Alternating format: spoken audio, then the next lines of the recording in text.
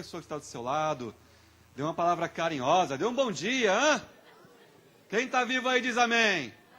Deus é Deus de vivos, amém? Então dá um sorriso. Abençoe o irmão que está do teu lado, dê uma palavra carinhosa. Bom dia, queridos. Você pode ficar à vontade. Que manhã gloriosa.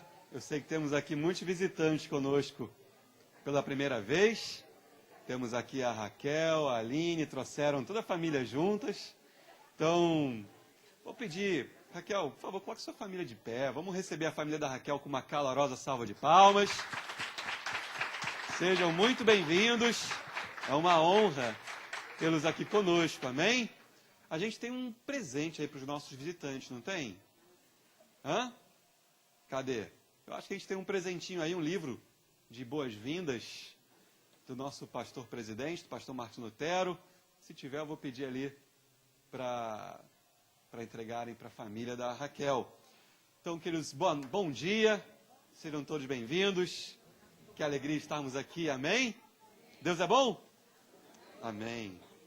Mais um visitante aqui, seja muito bem-vindo. Por favor, fica de pé também, irmão, me perdoe. Nosso visitante aqui, ó, do lado do Luiz. Fica de pé aí. Uma calorosa salva de palmas também. Tem mais alguém aqui nos visitando pela primeira vez? Tá ali, ó, puxa vida. Seja bem-vindo. Mais alguém nos visitando pela primeira vez? Seja bem-vindo. Tem uma visitante tímida ali, ó. Puxa, que legal. Me perdoem, viu? E essa família toda aqui tomando a nossa igreja, me distraí. Então, por favor, me perdoem. Sejam muito bem-vindos. Que alegria tê-los conosco nessa manhã. Quem não me conhece, sou o pastor Luiz Antônio. O pastor Alexandre Gama não pôde estar conosco nessa manhã, ele tem um compromisso pessoal. À noite estará aqui nos abençoando com a palavra do Senhor, amém? Então, estejam aqui também à noite. Mas eu tenho a honra, o privilégio de compartilhar a palavra desta manhã. Então, quero convidá-los a que abram as vossas Bíblias em Apocalipse, capítulo 1. Isso é criança, saúde. Sinal que está todo mundo com saúde, né? É bênção. Apocalipse, capítulo 1.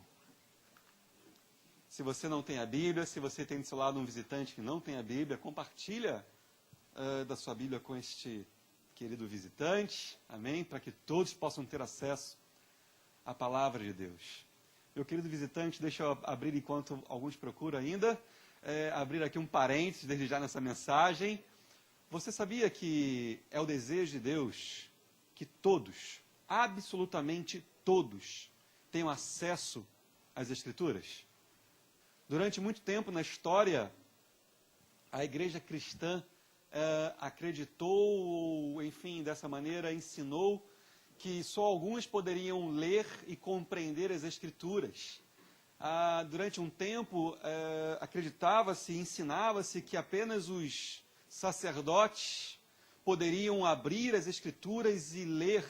Era ensinado que o leigo, nós, não teríamos condições de compreender as Escrituras. Naquele tempo, as missas eram realizadas em latim. O povo entrava, nada compreendia e saía exatamente da mesma maneira que entrou, mas esse não é o projeto de Deus.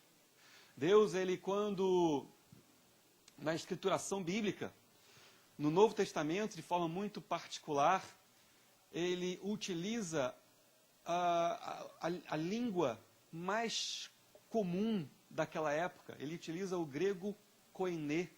Grego koiné é comum, era o grego comum, não era o grego dos filósofos, não era o grego dos sábios do palácio. O grego utilizado nas escrituras era o grego koiné, era o grego comum, era o grego que o pescador conhecia, era o grego que o comerciante conhecia, era o grego que o povo comum conhecia, porque certamente Deus tinha um propósito, Ele queria que a sua palavra, a sua mensagem, ela fosse conhecida por todos, amém? Então não despreze esse tesouro, abra a Bíblia na sua casa e tenha o seu encontro pessoal, íntimo, profundo, verdadeiro com Deus, amém? Queridos, você encontrou Apocalipse capítulo 1? É fácil, né? Não dá nem para fazer aquela brincadeira maldosa, aquele bullying de pastor. Conhece o bullying de pastor? Dizer que aquele texto difícil está entre Gênesis e Apocalipse. Posso nem fazer essa brincadeira hoje. Apocalipse, o último livro da nossa Escritura, o último livro do Novo Testamento, Apocalipse capítulo 1, verso de número 9. Todos encontraram? Diz assim o texto divino: Eu, João, irmão vosso, e companheiro na tribulação, e no reino, e na perseverança em Jesus, achei-me na ilha chamada Patmos, por causa da palavra de Deus e do testemunho de Jesus. Oremos. Pai amado, obrigado, meu Deus. Deus amado, que precioso é termos as Escrituras disponíveis. Deus amado, aberta sobre o nosso colo, nesse púlpito, Pai, de maneira que possamos ler e compreender, na certeza de que o mesmo Espírito, o mesmo Santo Espírito, que inspirou João a registrar, a deixar assim escrito: irmão vosso, companheiro na tribulação, no reino e na perseverança em Jesus, esse mesmo Santo Espírito que operou em João, é o mesmo Santo Espírito que agora habita em cada um de nós, que cremos em Jesus Cristo. Obrigado, Deus amado, pelo Teu Espírito que nos dá acesso à Tua mente, à Tua vontade, ao Teu querer. Obrigado pelo Teu Santo Espírito que nos encoraja, que nos fortalece. Obrigado, Deus, pelo Teu Espírito que nos levanta, que nos une, que nos encoraja. Obrigado, Deus, pelo Teu Espírito que nos transforma. Obrigado, Deus amado, porque o Teu Espírito habita em nós. E temos essa confiança, esta certeza, de que o Teu Espírito, mais uma vez, há de falar ao nosso espírito sobre a Tua vontade, sobre o Teu querer, sobre a Tua benevolência, Deus amado, longanimidade sobre cada um de nós. Fala conosco, renova, encoraja, fortalece o Teu povo. Assim nós oramos, em nome de Jesus. Amém e amém.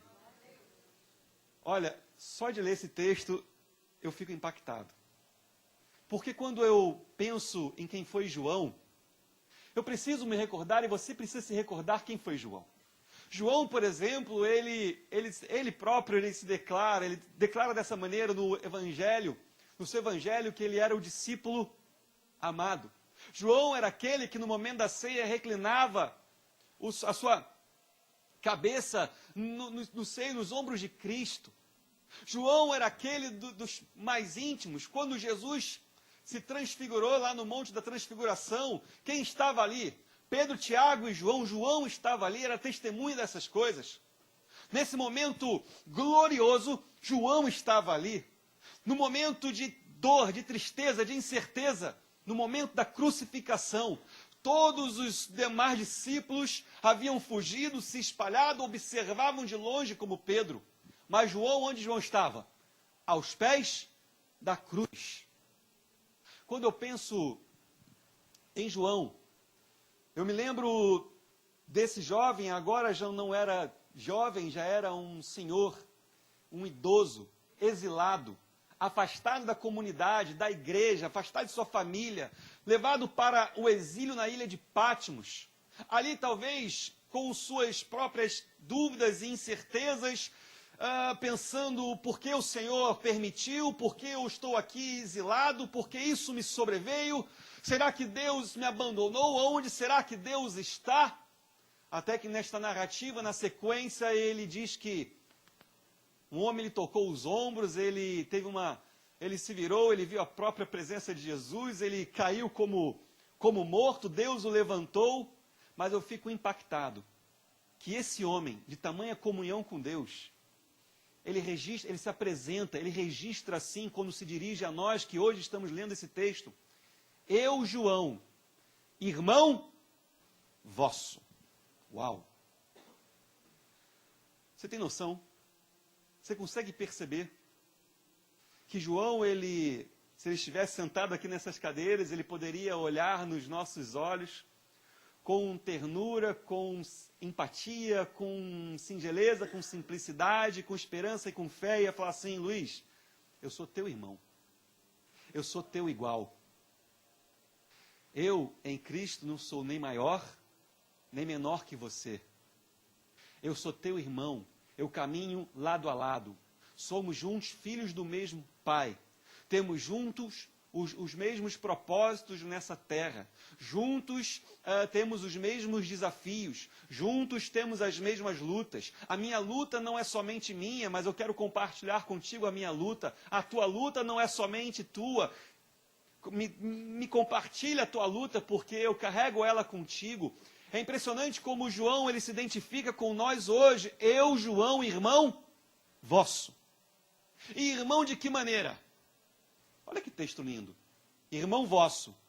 Vosso companheiro na tribulação. Uau! Existem características que o próprio João, não sou eu que estou falando, é João que está falando, que nos identifica, que nos une. Essa irmandade que João está declarando no seu introito, ela fala de companheiros de tribulação. E na sequência ele fala, companheiro na tribulação, companheiros no reino e na perseverança. Que lindo isso. Nós não somos apenas companheiros do oba-oba, vai dar tudo certo. Somos companheiros nas lágrimas. Mas nós não caminhamos na nossa vida numa situação de vai dar tudo, vai ser só dificuldades e só tristezas e só aflições e só problemas. Porque João, no meio da tribulação, ele não deixa a tribulação tirar dos seus olhos, tirar da sua frente aquilo que ele era. Porque ele declara que ele era cidadão do reino. Reino de quem? Não era do reino romano, não era do Império Romano. Ele podia viver no tempo do Império Romano, mas ele entende, ele se declara, ele se conhece como cidadão dos céus. E João está falando, meu irmão, eu sou irmão de vocês, tanto na tribulação, tanto no chorar, tanto na luta, como também sou no reino. Se você chora aqui nessa terra, tenha essa certeza também, de que há um reino que te aguarda. Digo melhor, ou fazemos já parte de um reino. João ele fala, sou irmão teu, na tribulação, no reino e na perseverança em Cristo. Que lindo. Eu gosto desse tipo de texto, porque eu não me sinto sozinho nessa terra. Eu sei que os irmãos estão aqui comigo, eu sei que a igreja é presente na minha vida, eu sei que eu tenho a minha esposa. Eu sei que eu tenho os meus amigos, pastor Alexandre, meu grande amigo, Flávio Franco, outro grande amigo, pastor Walter, tenho amigos. Eu sei que você também tem amigos, mas como é bom eu poder olhar para a realidade da minha vida e poder me debruçar na Bíblia e compreender que tem um homem de Deus falando o seguinte, por conta do nome de Jesus, eu também passei por aflições, mas eu perseverei. Por conta do Evangelho, eu também pelejei, mas eu sou um cidadão dos céus, eu tenho um reino. É bom eu olhar para a minha vida e me identificar quando ele fala, eu, João, irmão vosso. Nos fica muito curioso nessa introdução de João, quando ele no finalzinho ele diz o seguinte, por causa da palavra de Deus. Olha, tanto para o lado que você poderia falar, ai que bênção, eu sou cidadão do reino, eu sou morador dos céus, oh glória a Deus. Você é morador dos céus por conta da palavra de Deus e do testemunho de Jesus, amém? Mas João, ele não fala que ele é só morador dos céus. Ele fala que passava pela peleja. E por que ele passava pela peleja? Por conta da palavra de Deus e por conta do testemunho de Jesus. Seria tão bom se a gente pudesse riscar metade dessa problema, né? Seria tão bom se a gente pudesse ficar só com a parte boa do negócio, sou morador dos céus, tudo me vai bem, vai ser uma bênção, vou morar nos céus eternamente. Oh glória! Diz a Bíblia que lá não tem choro, não tem dor, não tem morte, não tem pranto, é só bênção. Lá eu posso falar que é só vitória, aqui nem não posso dizer a mesma coisa, não. Seria tão bom se a gente pudesse escolher, mas não é.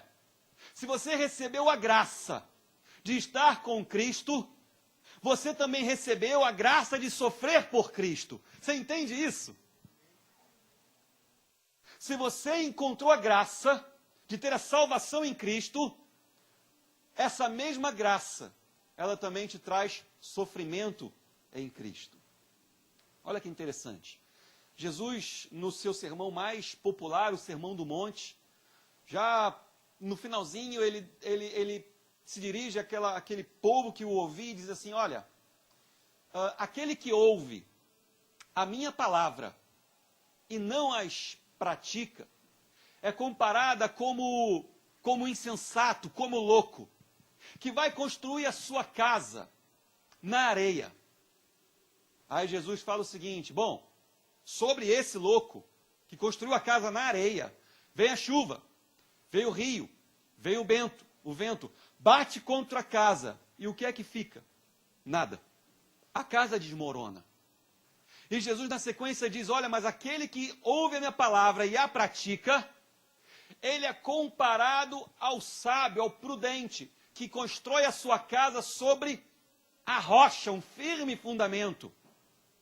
Aí Jesus não para por aí, ele fala o seguinte, e vem o quê? Vem só bênção. Hã?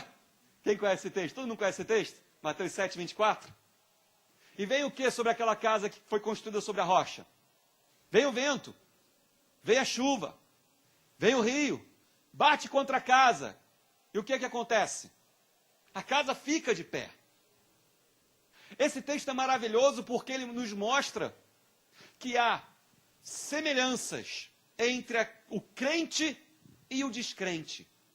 E há também diferenças entre o crente e o descrente. Qual é a semelhança entre aquele que crê e o que não crê? A semelhança é que, independente de onde nós estamos construindo a nossa casa, a nossa vida, o vento vem, a chuva vem, a adversidade vem, o problema vem. Da mesma maneira que o problema vem sobre o descrente, o problema também vem sobre o crente. Isso é a semelhança. Mas e qual é a diferença? Segundo o texto, quem crê em Jesus diz amém. Quem crê que a palavra de Jesus é verdadeira diz amém. Amém. Jesus disse, olha, aquele que construiu na minha palavra, vai vir o rio, vem a tempestade, vem o problema, vem a adversidade, mas a casa permanece de pé. Vê se não é assim com João. João constrói a vida dele, depois que João tem um encontro com Jesus, e João larga a sua pesca e vai seguir Jesus, na incerteza de um ministério, sem saber onde estaria amanhã, como estaria depois de amanhã, do que iria comer no outro dia, de como seria a sua vida no próximo ano, no meio de toda essa incerteza, ele passa pela perseguição. Ele vê irmãos em Cristo sofrendo, ele vê tribulação, ele vê morte perto dele. Todos os outros demais discípulos foram martirizados dentro do Império Romano. Ele foi o único que a história nos conta que foi exilado. Ele foi afastado, foi lançado na ilha de Patmos. Idoso. Ele passou pelo problema. Mas quando a gente reencontra esse discípulo, lá em Apocalipse, já idoso, como é que está a fé dele? Permanece. Como é que está o ministério dele? Permanece mais vivo do que nunca. Deus permitiu que João fosse exilado na ilha de Patmos. E quando ele estivesse lá sozinho, Jesus vai fazer uma visita para João. João, levanta aí, meu irmão. Tem um negócio para te mostrar aqui. E aí João, já com idade, ele vai escrever o livro, talvez o livro, enfim, Apocalipse, queridos, é o único livro da Bíblia que diz o seguinte, se alguém tirar uma vírgula, todas essas maldições cairão sobre a vida dele. Se alguém acrescentar uma vírgula, todas essas maldições recairão sobre a vida dele. Apocalipse é o único livro que diz no seu início, bem-aventurado aquele que ouve as profecias deste livro. É incrível, né? O Evangelho de Mateus é uma bênção. Eu sei que eu sou muito abençoado ao ler Mateus, mas Apocalipse é o único livro que fala dessa maneira.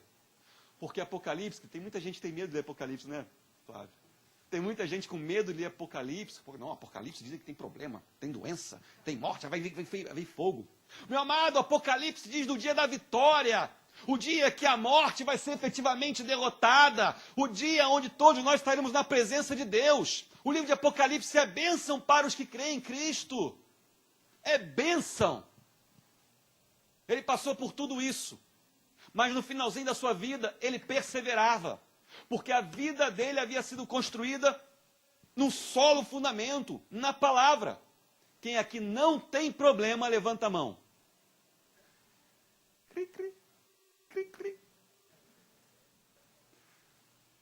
Por isso que João fala assim, eu, João, irmão vosso, companheiro na tribulação, no reino e na perseverança.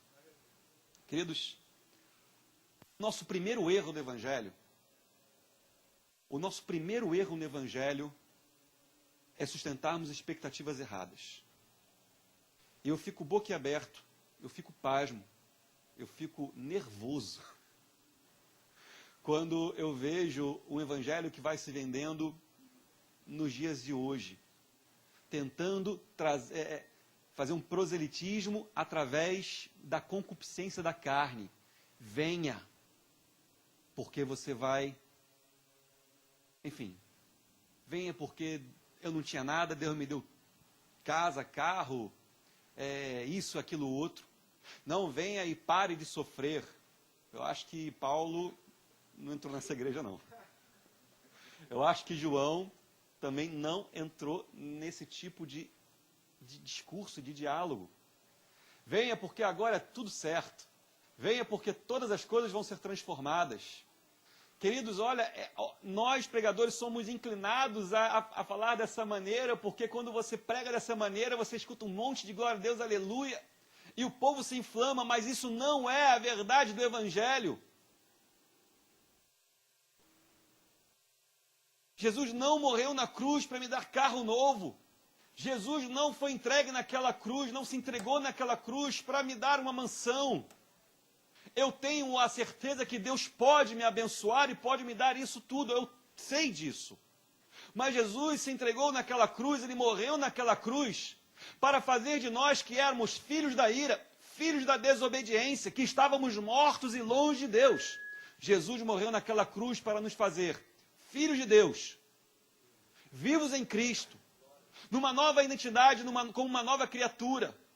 Nada tem a ver, a morte de Cristo nada tem a ver com o ter alguma coisa. A entrega de Jesus, a graça tem a ver com o ser algo na presença de Deus. João passou pela luta, mas no finalzinho da sua vida, ele ainda perseverava. Isso me lembrou de um outro senhor da igreja, Policarpo. Policarpo não está registrado na Bíblia, mas ele foi bispo da igreja de Éfeso. Não, perdão, de Esmirna. Esmirna. Você sabe qual é o significado da palavra Esmirna? Esmirna fala de sofrimento.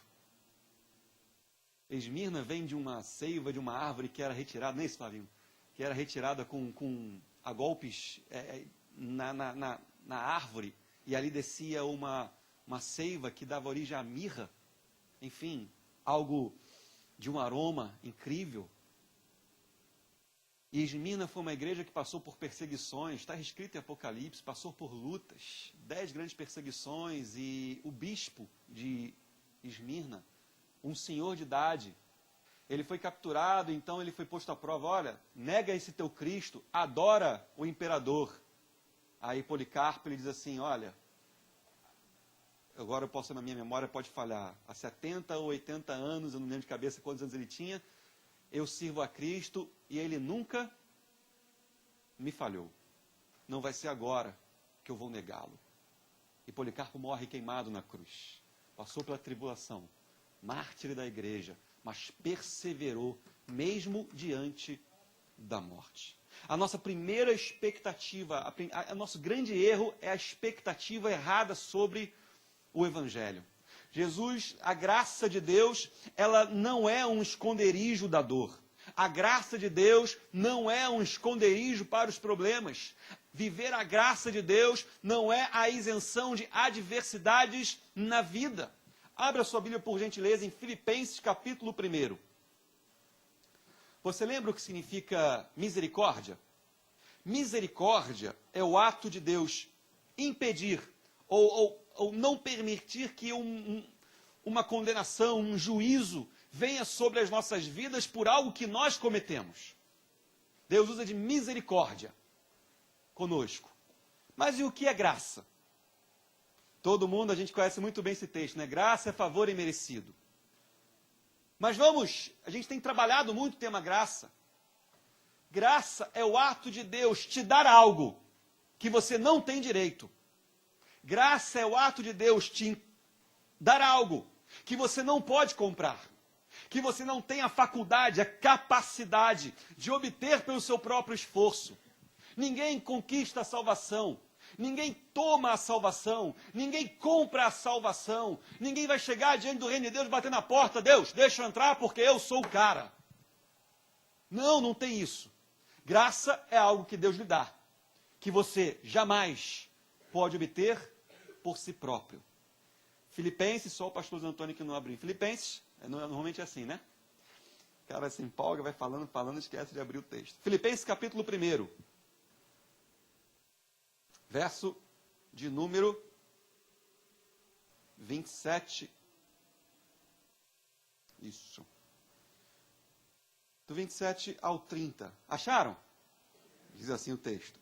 Vivei acima de tudo, por modo digno do evangelho de Cristo, para que, ou indo ver-vos, ou estando ausente, ouça no tocante a vós outros, que estáis firmes em um só espírito, como uma só alma, lutando juntos pela fé evangélica, e que em nada estáis intimidados pelos adversários, pois o que é para eles prova evidente de perdição, é para vós outros de salvação, e isto da parte de Deus, porque vos foi concedida a graça.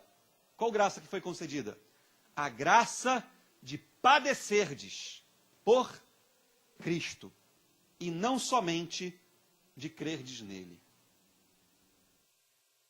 Olha isso. Olha como a verdade do Evangelho destoa de tantos e tantos discursos que nós, pregadores, somos, às vezes, impulsionados a declarar. É claro que eu vou dizer para a sua vida, não perca a esperança, Deus pode transformar todas as coisas. Venha, persevere, porque Deus pode mudar essa sorte, Deus pode mudar esse caminho, Deus pode abrir uma porta. É claro que isso é a mensagem do Evangelho também.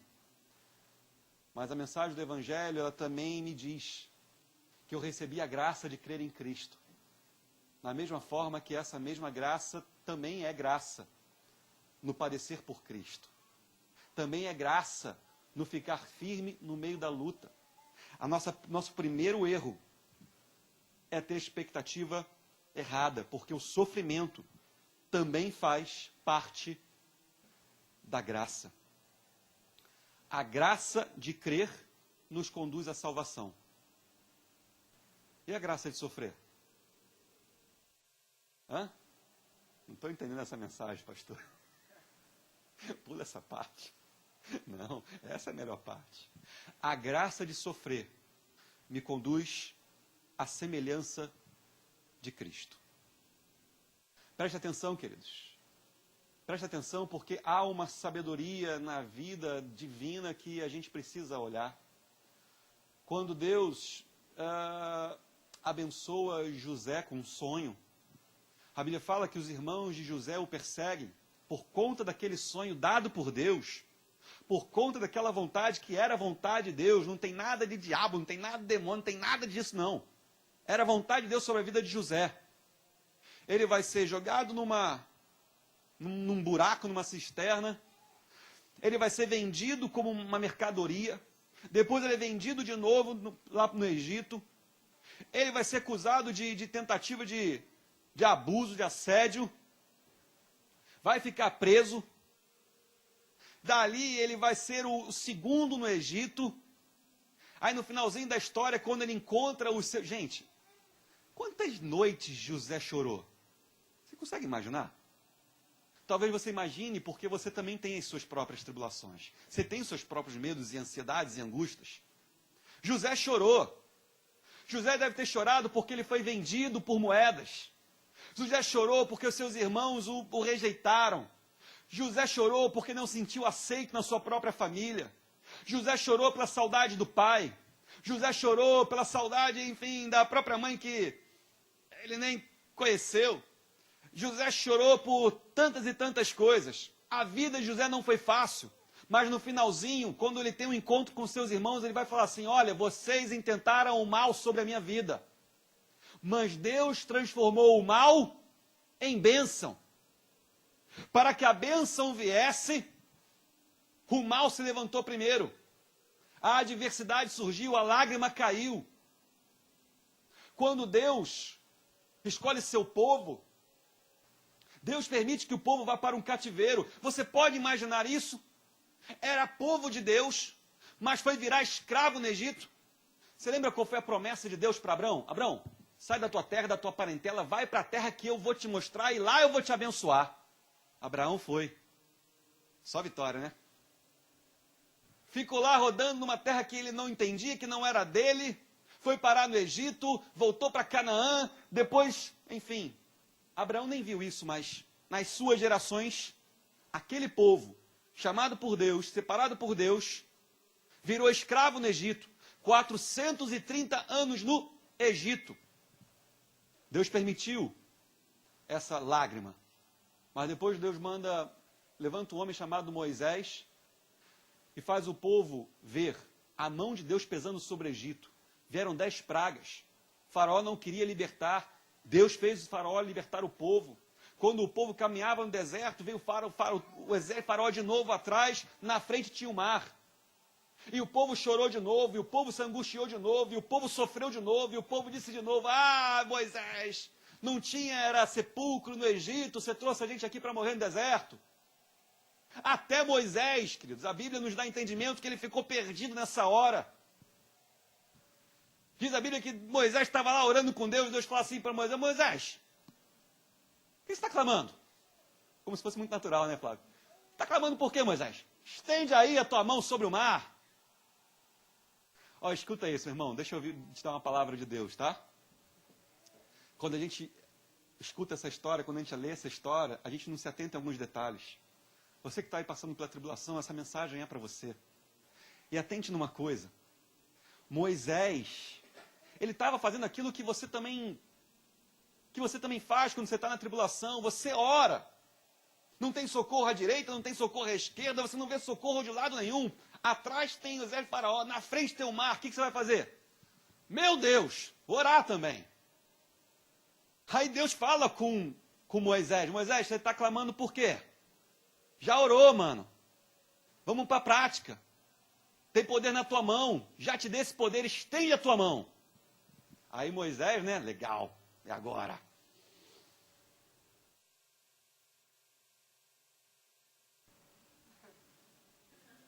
Mais ou menos assim, né? Mas imagina a cena. A Bíblia fala que Moisés estendeu a mão dele sobre o mar. E sabe o que aconteceu? Nada. Aí nessa hora você vai pensar assim: eu fiquei maluco, achei que estava ouvindo Deus. Estou doido desse negócio de igreja. Não, entra aí uma história chamada perseverança. A Bíblia fala que Moisés estendeu a mão. E durante toda aquela noite, soprou um vento oriental. E pela manhã, aquele vento havia aberto o mar para o povo passar. Persevera, meu irmão. Sabe, você ora, age, atua, creia, levanta a mão, profetiza. E se os teus olhos não estiverem vendo, não desista.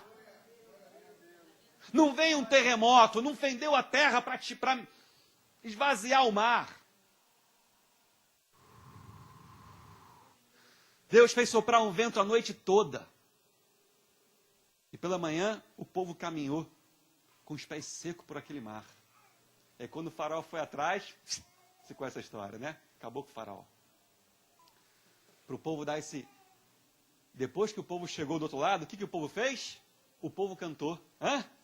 Na noite anterior estava chorando. Vamos morrer aqui, não vai dar certo. Ó céus, ó vida, ó azar. Deus me abandonou, Deus nos amaldiçoou. Deus não está aqui, Deus era uma ilusão na minha vida. Esse negócio de Moisés, eu sabia que não ia dar certo. Por que eu acreditei nesse negócio? Não é? Dia seguinte o povo estava cantando. Graças a Deus, Deus é misericordioso com a gente também, né? Acho que se eu fosse Deus, eu já ia tacar logo um raio do outro lado. Botar logo um leão lá do outro lado para comer todo mundo. Ô povo murmurador. A gente também é assim. Mas Deus é misericordioso e Deus não muda. Os nossos erros não exaurem a misericórdia e a graça de Deus, amém? Mas por que eu estou falando isso? Porque para o povo cantar, primeiro eles choraram. E depois o povo vai caminhar para Canaã. Afinal de contas, essa era a promessa. Vamos para Canaã. Tinha um caminho rapidinho, 3 dias, margeando ali o Mediterrâneo. 3 dias estamos em Canaã. A terra é nossa, a vida agora vai mudar. Oba! Bom, diz a Bíblia que eles ficaram 40 anos caminhando pelo deserto. Isso é bom ou é ruim, queridos? Bom, deserto é lugar de dias extremamente quentes. A noite extremamente fria. Deserto é lugar de sequidão. Não tem rio. Pastagens são extremamente raras. Comida extremamente escassa. E Deus tira do Egito 2 milhões de pessoas. Por aí. Com animal para alimentar e faz o povo caminhar 40 anos no deserto. Não tinha lugar para fazer sandália, não tinha lugar para fazer roupa. E a Bíblia fala que no final daqueles 40 anos, as sandálias não se rasgaram, as roupas permaneceram. Deus alimentou o povo naqueles 40 anos, Deus trouxe água para aquele povo naqueles 40 anos. Se não fosse pelo deserto, aquele povo não teria experimentado o milagre de Deus. Se não fosse por aquela tribulação, o povo não teria visto a água a rocha fornecer água para eles. Se não fosse por aqueles 40 anos de luta, o povo não descobriria o que era o maná. Até hoje o povo chama de maná. Até hoje o povo não sabe o que era aquilo, porque maná significa o que é isso.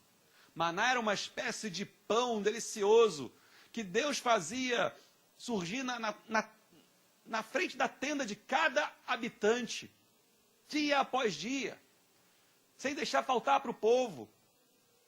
Foram 40 anos no deserto, mas naqueles 40 anos o povo viu Deus atuar. Meu amado irmão, Deus está falando conosco sobre a nossa vida, sobre a minha vida.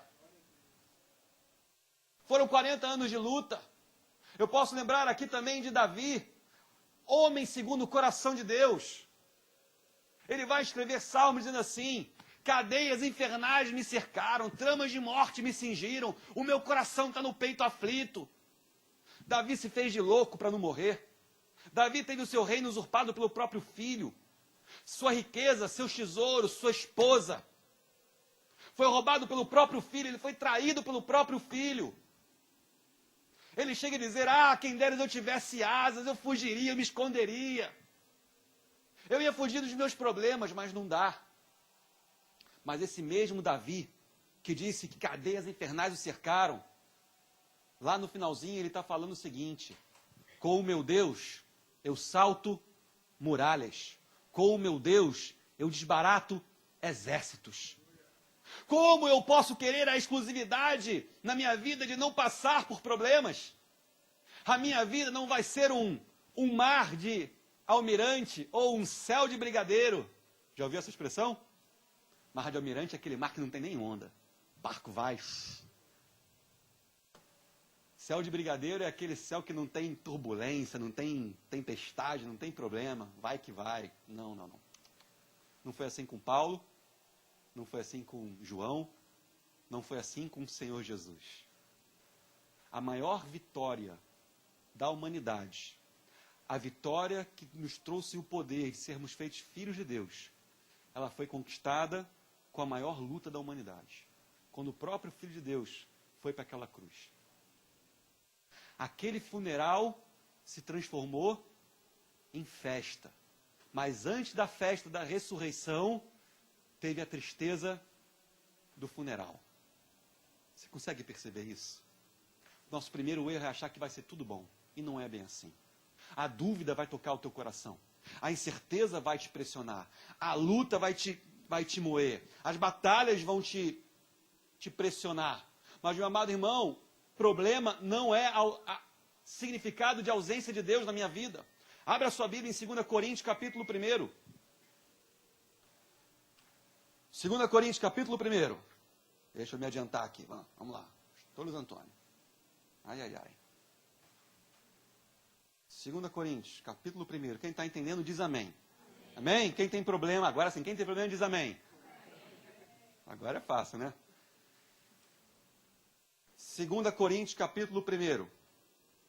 Olha o verso de número 8. Apóstolo Paulo dizendo aos Coríntios: porque não queremos, irmãos, que ignoreis a natureza da tribulação que nos sobreveio na Ásia, porquanto foi acima das nossas forças, a ponto de desesperarmos até da própria vida. Meu amado irmão, preste atenção, sabe? Olha, esses pregadores, eles fazem um mal para a igreja às vezes, sabia? Porque ficam falando assim, meu irmão, não chora não, porque crente não chora. Crente passa falando, tá tudo bem. Tá tudo bem. Casa tá caindo, mas tá tudo bem. Dizem que você não pode ficar ansioso. Diz que você não pode ficar desesperado. Afinal de contas, desesperado é falta de esperança se você está em Cristo. Mas, gente, quando eu abro a Bíblia, eu fico tão curado com a Bíblia, sabe? Fico tão curado porque eu leio na Bíblia o seguinte: o apóstolo Paulo, o homem que escreveu 13 cartas do Novo Testamento, o homem que evangelizou toda a Ásia Menor, o homem que tinha poder para curar pessoas. Esse homem escreve o seguinte: eu não quero, meus irmãos, que vocês sejam ignorantes em relação ao que nós passamos na Ásia Menor. A luta lá foi tão grande, o medo que sobreveio foi tão grande, foi tão forte, a perseguição foi tão absurda, a perseguição foi tão imensa, que nós nos desesperamos da própria vida. É o apóstolo Paulo falando, olha, eu passei por uma luta tão grande, que eu não sabia mais o que fazer. Você conhece uma história assim? Daquela situação na tua casa que você não tem o que fazer, que você não tem remédio para dar, que você não tem de onde tirar o dinheiro, que você não tem satisfação para dar, que as pessoas olham e falam, ô Luiz, e aí, cadê o teu Deus, cadê tua fé? Como é que é essa história? O próprio salmista Davi, ele chega a falar, meu Deus, a minha alma está abatida dentro de mim, porque, meu Deus, sobre mim vieram as tuas ondas, as tuas vagas, ou seja, o teu tsunami passou na minha vida. E um abismo chama outro abismo, cada vez que passa parece que piora. É o próprio homem de Deus falando, não está fácil. É o apóstolo Paulo dizendo, eu me desesperei da própria vida. E aí talvez você queira entender, mas Senhor, por que esse é o caminho? Lá na forja do ferreiro, o ferreiro pegar aquele ferro, aquele bronze, e transformar aquilo de maneira útil, o que o ferreiro tem que fazer? Coloca o material no fogo, quando aquilo está incandescente, como já se não fosse pouco passar pelo fogo, ele pega lá aquela marreta sexta-feira 13, bem grandinha, bota na bigorna e pá, pá, pá. Cada paulada do ferreiro, se o ferro pudesse dizer, ele ia falar, ai, doeu. Mas quando aquele ferro se transforma numa adaga, numa espada, numa ferramenta útil, aí a gente vai entender que teve valor passar por aquela dor. Quando Deus me permite chorar, eu não sei o que Deus está fazendo agora. Eu só me permito crer, confiar, acreditar que lá na frente, essa minha lágrima de hoje vai ser útil para algo, para a minha vida e para a vida de outros. Porque na minha luta, nas minhas aflições eu sou fortalecido. Existe uma mensagem de Watchmani, quem me conhece sabe que eu gosto muito de Watchmani, né? Tem uma mensagem dele chamada O Poder da Pressão. E aí ele é um pastor chinês, e ele faz uma comparação sobre uma chaleira e sobre a caldeira de um barco. Você consegue imaginar qual é a diferença? Quais são as semelhanças e as diferenças entre uma chaleira e uma caldeira? Do que é feito a chaleira? De metal. Do que é feito a caldeira de um barco? De metal. O que é que você bota dentro da chaleira? Água. O que é que você bota dentro da caldeira o que você bota dentro da caldeira de um barco? Água. O que é que você coloca debaixo da chaleira? Fogo. O que é que vai debaixo da caldeira? Fogo. Isso é a semelhança. Qual é a diferença? Qual a diferença entre a chaleira e a caldeira? Na medida em que o fogo esquenta a água da chaleira, a chaleira vai dispersando a umidade, o vapor de água pelo ambiente. Tá bom. Mas quando o fogo esquenta a água dentro de uma caldeira de um barco, a caldeira vai retendo aquele vapor, até que aquele vapor se torna tão forte, que começa a mover o barco. Isso é incrível. Deixa eu te perguntar da seguinte maneira, meu irmão. Você na sua vida, você é chaleira ou você é caldeira? Você está deixando a tribulação da vida se espalhar pelo ambiente? Ó céus, ó vida, ó azar, nunca dá certo, sempre piora, não vou conseguir. Ou você é caldeira? Que na medida em que o fogo vai esquentando mais a tua vida, você vai falando, agora é que vai. Que cada vez que o fogo vai esquentando, você dobra mais o teu joelho, você profetiza mais, você enfrenta mais, você se levanta mais, você se fortalece mais. Olha que exemplo maravilhoso. Eu não quero ser chaleira não, meu irmão. Eu não quero ficar espalhando pelo ar esse vapor. Eu quero que esse vapor me leve além. Quando o pecado te pressiona, essa pressão do pecado ela vai te fazer negar a carne para seguir a Cristo. Quando a pressão da tribulação te pressiona, ela vai te fazer perseverar. Toda a pressão na vida de um crente, na vida de alguém que crê, que serve, ela deve servir para te levar além. Além na oração, além na leitura, além na santidade. A tribulação, ela vai produzir em nós algo que seja positivo. Veja, esse homem que disse que se desesperou da própria vida na Ásia Menor. Em Romanos capítulo 5, no verso 3, ele diz assim, eu fiquei feliz, eu me gloriei por ter passado por tribulações. Como assim? Acho que ele surtou na Ásia Menor, né? O parafuso caiu. Como assim ele vai dizer que está feliz porque passou pelo problema? Ah, apóstolo Paulo, tu não sabe o que é não ter dinheiro para não pagar as contas. Ele sabe. Ah, apóstolo, tu não sabe o que é ficar sem dinheiro a ponto de não poder comprar comida. Ele sabe também. Só que ele diz o seguinte, que a tribulação, segundo Romanos capítulo 5, verso 3, a tribulação produz perseverança. Ninguém persevera quando tudo está bem. E perseverança é vital na vida do cristão. Tribulação produz perseverança. Perseverança produz experiência. Quem persevera em Cristo tem experiência com Cristo. Abraão perseverou, teve experiência. José perseverou, teve experiência.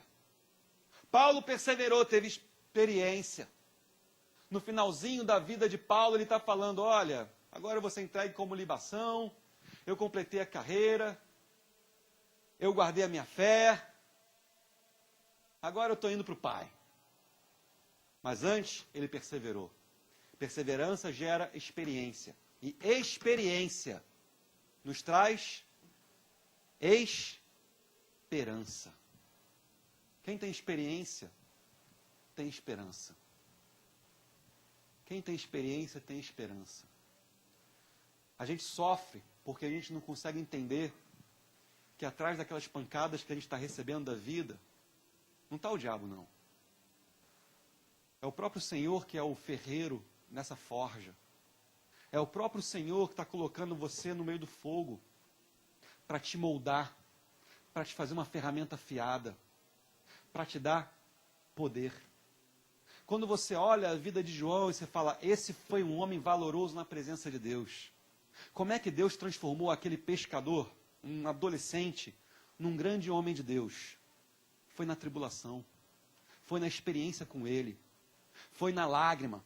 Como é que Deus faz o apóstolo Paulo, um perseguidor da igreja, se transformar no maior evangelizador, o maior divulgador do evangelho? Foi na luta, foi na perseverança, foi na batalha, foi na lágrima, foi fugindo de chicotada, foi fugindo de ser apedrejado, foi tomando chicotada, foi no meio da tribulação. Queridos, você é chaleira ou você é caldeira? Hã? Deixa eu encerrar aqui essa mensagem. Tribulação produz perseverança, perseverança produz experiência, e experiência produz esperança. Jeremias, o profeta, ele diz lá em Lamentações capítulo 3, quero trazer à memória aquilo que me traz esperança. Quando ele fala isso, ele está lembrando daquilo que ele ouviu do povo no Egito. Quando ele fala isso, ele está ouvindo da perseverança de Abraão. Quando ele está ouvindo isso, ele está lembrando de todas as lutas que Israel passou. E que o Deus que havia levado Abraão para Canaã era o mesmo Deus que continuava abençoando o seu povo. O mesmo Deus que levou o povo do Egito era o mesmo Deus que estava com eles agora no cativeiro na Babilônia. O mesmo Deus que havia aberto o mar era o mesmo Deus que haveria de reconstruir Jerusalém. O mesmo Deus de Abraão é o teu Deus, meu irmão. O mesmo Deus de Israel é o teu Deus. O mesmo Deus que construiu, que criou os céus e a terra é o teu Deus. Por isso eu posso dizer com fé, creia. Porque o que você está passando não é um acaso. Você não está na mão do Deus destino ou do acaso. A sua vida está nas mãos de Deus. O que está acontecendo é o trabalho de Deus, com o propósito de te aperfeiçoar. É difícil, é duro, é luta. Mas abra a tua Bíblia e veja, todos os homens que choraram e perseveraram em Deus, no final eles encontraram a sua resposta. Quando você olha a galeria da fé em Hebreus capítulo 11, você vai encontrar aqueles que pela fé fecharam a boca de leões. Mas para fechar a boca de leão, primeiro deram de cara com um leão de boca aberta. Quem viu ruína caindo, primeiro viu a muralha erguida e falou, meu Deus, como é que eu vou vencer isso? Mas depois viu a ruína caindo, ou a muralha caindo. Há aquelas mulheres que Hebreus 11 diz que viram os seus próprios maridos ressuscitarem dentre os mortos. Primeiro choraram, porque viram os seus homens morrendo.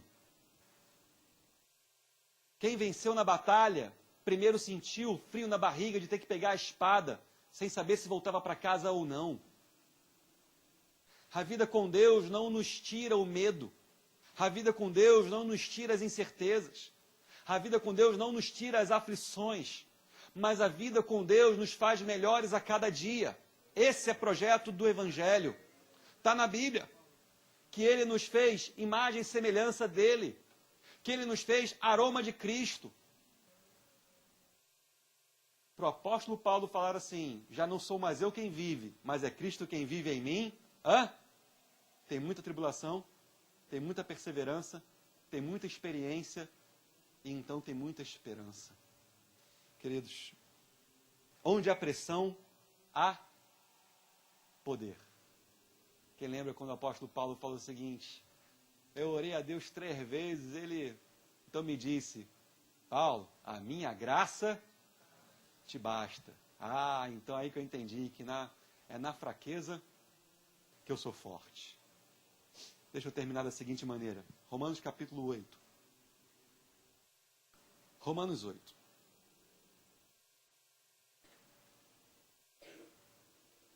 Romanos Romanos capítulo de número 8. É difícil a gente entender isso, meus amados, sabe? Quando João, eu queria que você saísse com esse texto no seu coração hoje, o texto que eu abri essa mensagem, a maneira como João se dirige a cada um de nós. Eu, João, irmão vosso, companheiro na tribulação. Quem é companheiro na tribulação, também é companheiro no reino, amém? Quem é companheiro na tribulação, também é companheiro na perseverança. Ô glória! A vida não é fácil não, gente. Não é. Nem para crente, nem para descrente. Só que em Cristo a gente tem a possibilidade de perseverar. E nessa perseverança a gente permanece de pé. E mais, não é só uma questão de sobreviver. A gente permanece melhor ainda, mais fortalecido, mais encorajado. Romanos capítulo 8, verso de número 28. Você já achou? Texto tão conhecido, diz assim: sabemos que todas as coisas cooperam para o bem daqueles que amam a Deus, daqueles que são chamados segundo o seu propósito. Porquanto aos que de antemão conheceu, também os predestinou para serem conformes à imagem de seu Filho, a fim de que ele seja o primogênito entre muitos irmãos. Todas as coisas cooperam para o nosso bem. Fala aí com a tua esposa aí. Fala com o teu cônjuge. Fala com o teu irmão. Fala com o teu amigo. Essa luta não é para a morte, amém? Essa luta não é para destruição. Essa lágrima não é para a falência. Mas é para que a vida de Cristo resplandeça em nós. Foi assim com o povo de Israel, foi assim com Abraão, foi assim com José, foi assim com Davi, foi assim com João, foi assim com Paulo, foi assim com Jesus. A maior vitória, ela vem daquilo que aparentemente seria a pior derrota. Quando os discípulos viram Jesus sendo crucificado, eles se desesperaram. Afinal de contas, aquele Cristo que eles estavam seguindo há tanto tempo, em que eles achavam que iria reinar, que iria pegar a espada, que iria sentar no trono, que ia... Muitos tinham essa crença. Eles viram Jesus sendo crucificado. Ali alguns sonhos se desfizeram. Alguns voltaram para casa chorando. Alguns talvez tenham pensado, mas então por que a gente seguiu ele por 3 anos? Para a gente ver ele morrendo na cruz? Será que a gente se enganou com esse evangelho? Mas tudo aquilo que a gente viu, sabe, na minha vida, quantas dúvidas se levantam. Quantas coisas na minha vida já aconteceram que quando eu achei que eu estivesse botando a cabeça para fora para respirar, veio outra onda, me jogou lá para baixo de novo. Mas, graças a Deus, sigo firme em Cristo, estou aqui, assim como vocês também estão, e eu espero em Deus que Deus possa me abençoar e me usar para te abençoar também, te fortalecer, para te encorajar. E aí eu também quero dar essa palavra para vocês. Olha, eu, Luiz Antônio, irmão vosso, companheiro na tribulação, e também no reino, e também na perseverança. Amém? Quando eu digo que eu sou irmão vosso, eu estou falando, olha, sou teu igual. Fraco como você é fraco, forte como você é forte, falho como você é falho, humilde como você é humilde, chorão como você é chorão, mas crente como você é crente. Amém? Vamos ficar de pé? Gostei desse louvor. Gostei.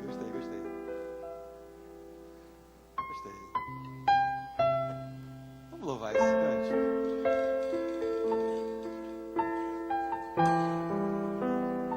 Deixa Deus te curar. Deixa Deus falar contigo. Deixa Deus te renovar. Deixa Deus te tocar. Chora na presença de Deus. Fala para ele, Senhor, está doendo. Fala. Mas creia. A esperança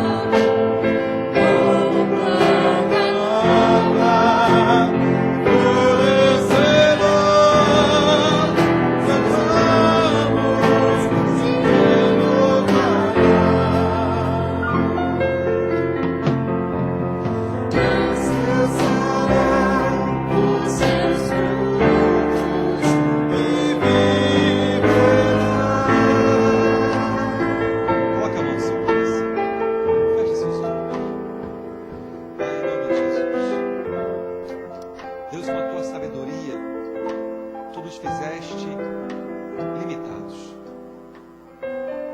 Deus, isso é uma bênção.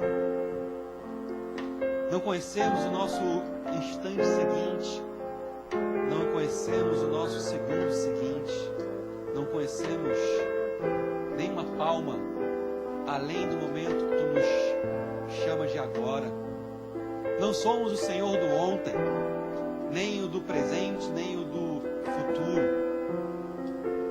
Pai amado, obrigado, porque tu nos deste a oportunidade de sermos dependentes de ti. Tu és o Senhor de todas as coisas. Tu és o eterno, tu és o alfa, tu és o ômega. Tu és o nosso escudo, tu és o nosso broquel. Tu és a nossa rocha inabalável. A terra pode se abalar com terremotos. As nossas finanças podem se abalar com o desemprego. A nossa saúde é frágil. O nosso ânimo, tantas vezes, ele é dúbio. Mas, Senhor, tu não mudes. Em ti não há dúvida, não há sombra, não há variação. Não há incertezas. Pai amado, ajuda o teu filho a olhar para a tua cruz. Ajuda a tua filha a olhar para a cruz de Cristo. Pai amado, e confere nesse olhar a certeza do amor, a certeza da misericórdia, a certeza da graça. Pai amado, o teu amor, quem pode compreender o teu amor?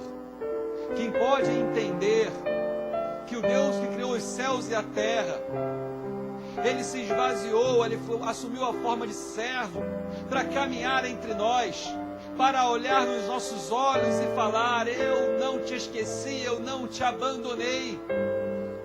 Como a gente pode compreender que Deus se fez homem, e enquanto carne, enquanto homem, Ele enfrentou a decepção da mesma maneira que nós enfrentamos. Que Jesus sabe o que é ser traído, como muitos que estão aqui hoje choram pela traição. Jesus sabe a ferida de uma mágoa. Jesus conhece a ferida de ser rejeitado, de ser humilhado. Jesus sabe a ferida na alma de um soco, de um tapa, de uma cusparada. Jesus conhece a nossa dor. Nós o chamamos de um médico, mas esse médico, ele é também um médico ferido, porque ele foi ferido na nossa semelhança, mas ele venceu. Ele venceu a ira, ele venceu a morte, ele venceu o mundo, ele venceu o pecado, ele venceu a vingança, ele venceu a mágoa, ele venceu. Ele suportou, ele perseverou, ele foi até aquela cruz, para ao terceiro dia ressuscitar. Ajuda, meu Pai, ajuda-nos, ó Deus, nos ajuda a perseverar também. A nossa compreensão é muito limitada, nós não entendemos o porquê precisamos passar pelo desemprego, pela enfermidade, pela solidão, pelo deserto. Mas ali naquele deserto, o Senhor forjou um caráter no povo. A incredulidade morreu no deserto. As lembranças dos deuses do Egito ficaram naquele deserto. Limpa também a nossa vida, Pai. Porque se o teu povo caminhou por aquele deserto para entrar na terra prometida, então nós também sabemos que nós nesse mundo habitamos em tenda. Porque nós não somos desse mundo. Estamos peregrinando até o dia em que deixaremos de habitar em tendas e habitaremos na eternidade contigo. Mas enquanto estivermos nessa terra, nesse deserto, Deus nos ajuda a perseverar na tribulação, nos faz olhar para o alto e ver a tua mão nos abençoando de dia, como de dia tu eras uma nuvem protegendo o teu povo, do sol forte, quando sentirmos o frio da vida, nos ajuda a olhar e perceber que o Senhor é presente conosco, como era com Israel. À noite, Deus era uma coluna de fogo esquentando o povo. Nos aquece também, aquece nossa fé, Senhor. Nos ajuda na nossa pequenez, nos ajuda nas nossas lutas. Pai amado, mas eu também me levanto aqui, nós nos levantamos como igreja, para, assim como Moisés estendeu a mão sobre aquele mar, sobre aquilo que era impossível aos olhos dele, eu também quero levantar a minha mão e abençoar o teu povo. Deus, faz soprar um vento, traz uma chuva de bênção, rega, meu Deus amado, a vida do teu filho e da tua filha, faz brotar algo novo. Deus amado, reduza os montes, levanta, Deus amado, as planícies, faz a terra ficar plana, Pai, faz o teu povo passar, transforma, Deus amado, esse deserto no manancial.